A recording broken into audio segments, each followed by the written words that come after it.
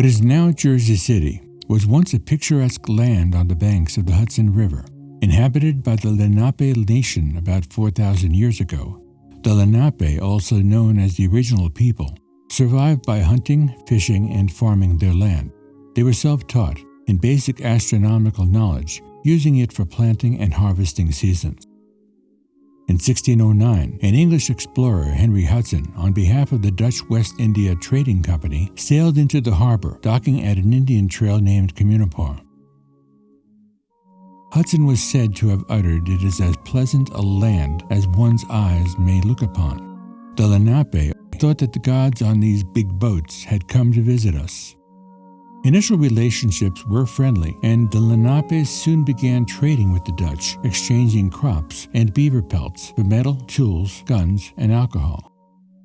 After a number of years, more and more Dutch continued to arrive and build houses and farms throughout the area. Governor Kieft attempted to collect taxes from the Lenape, routinely sending out soldiers to brutally kill resistant original people and their children. After a number of raids and reprisals, 500 Indians made a night attack in Pavonia, burning down 28 Dutch farms, sending the survivors fleeing. With Governor Kieft being recalled and finally shipwrecked, the newly arrived Governor Peter Stuyvesant declared that fortified settlements be built around groups of houses throughout the area, utilizing high stockade walls. It was the fortified settlement that was built around Bergen, known as Place on the Hill, that enclosed what would become the home to the oldest continuously used school site in New Jersey, one of the oldest in the country, and the origins of the proud Jersey City Public Schools District. On September 15, 1661, a log structure which served both church and school became the first school in New Jersey. Located near Vroom Street, offering instruction in common three-part Dutch Reformed curriculum of religion, reading, and writing. A large block of in-school learning was devoted to Bible studies, prayer, and singing of psalms. In 1664, the first dedicated schoolhouse was built, situated in the northeast corner of Bergen Square, with a replacement schoolhouse in 1708. As the city expanded, so did its educational institutions.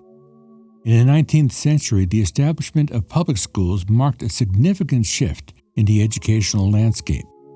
Poor students had free education, while other primary students paid 50 cents a quarter and higher branch students paid $1 a quarter. In 1843, money garnered from the receipts of issued liquor licenses, as well as monies from Bergen Township funds, were appropriated for Public School No. 1, which became the first common school.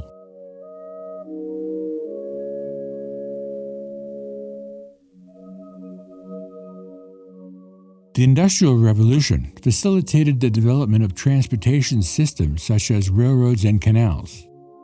Jersey City boomed with the appearance of the Morris Canal and 9 railroad lines, which encouraged commerce and trade. Robert Fulton sailed his first steamboat from Jersey City as the jobs evolved from rural farming to factories and transportation. For Jersey City schools, that meant new challenges, new solutions. In 1860, a local educator, Mr. William L. Dickinson, was a founder and teacher at the Lyceum Classical School and later at the Hasbrouck Institute, a school that prepared young men and later young women for admission to the nation's foremost colleges and universities and entry into public service. Graduates of the Hasbrouck Institute included John T. Rowland, Jersey City's architect, who designed the Jersey City Medical Center, Dickinson, Snyder, the original Ferris High School, as well as A. Harry Moore School and 25 elementary schools. The ensuing recognition for excellence and high standing of the Jersey City schools and local education would be long associated with the name William L. Dickinson. On May 3, 1870, soon after the Civil War, consolidation of the cities and school districts went into effect. 3 years later, in 1873, the present outline was completed when Greenville agreed to merge into the greater Jersey City. In 1871, the legislature passed an act making all public schools in New Jersey entirely free for attending students. That foreshadowed the constitutional amendment a few years later requiring a thorough and efficient system of public education. William L. Dickinson became the first superintendent of Jersey City Public Schools from 1872 to 1883 and was a strong advocate for Jersey City High School. In 1873, the Jersey City public school system was officially established. Although many immigrants at this time came from Ellis Island to our mainland to board trains to Middle America, many others stayed and became new residents with children in need of education. By 1872, Jersey City High School classes began on the 3rd and 4th floors of Public School No. 5 on Bay Street. In 1873, upon the death of William Dickinson, Henry Snyder, principal of No. 2 School, became superintendent of schools. In 1904, Mayor Mark Fagan, a New Idea Republican, supported the city's purchase of the hilltop property from the New York Junction Railroad for the high school. Architect John T. Rowland, then embarking on a long career as the official Jersey City architect, was instructed to design a handsome, substantial, massive-looking building, a model that would be a good advertisement for the city. The building was modeled partly on the Winter Palace in St. Petersburg, Russia, and the colonnade of the Louvre Museum in Paris. With student population rising exponentially, September 6, 1906 saw the fulfillment of William L. Dickinson's vision as Jersey City High School opened its doors to students.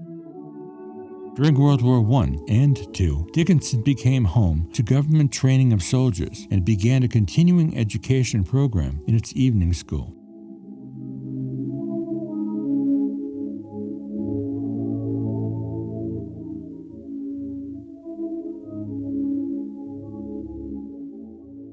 Jersey City's second public high school was started to accommodate the overcrowded conditions in City High School. The Jersey City Board of Education purchased the Hasbrook Institute on Crescent Avenue and renovated it for $5,000, with the New York Times commenting that the acquisition indicated the growth and progressiveness of Jersey City. In 1915, soon-to-be three-decade Mayor Frank Hague, then Commissioner of Public Safety, considered closing the school as a potential fire hazard. But money was appropriated to renovate what then became the second Jersey City High School, Lincoln High School.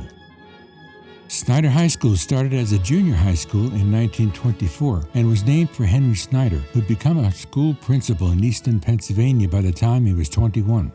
Snyder was a teacher of Greek and Latin and served as Jersey City Superintendent of Schools from 1883 to 1923. In the 1930s, a consolidation of the junior high school with Lincoln High School resulted in the present-day Snyder High School. In Jersey City, innovations like vocational training and specialized education programs were introduced, preparing students for a challenge of a rapidly growing world. The city's schools became hubs of learning, nurturing young minds and fostering a sense of community pride. Throughout the 20th century, more and more schools were built to reflect the growing diverse populations.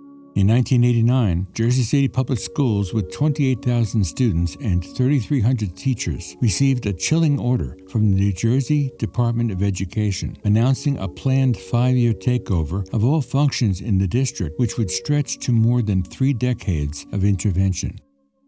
Throughout these decades, education in Jersey City was reinvented and recharged as reforms for professional development, barriers to political interference from politicians, and more 21st century opportunities were established. Bars were heightened to new heights.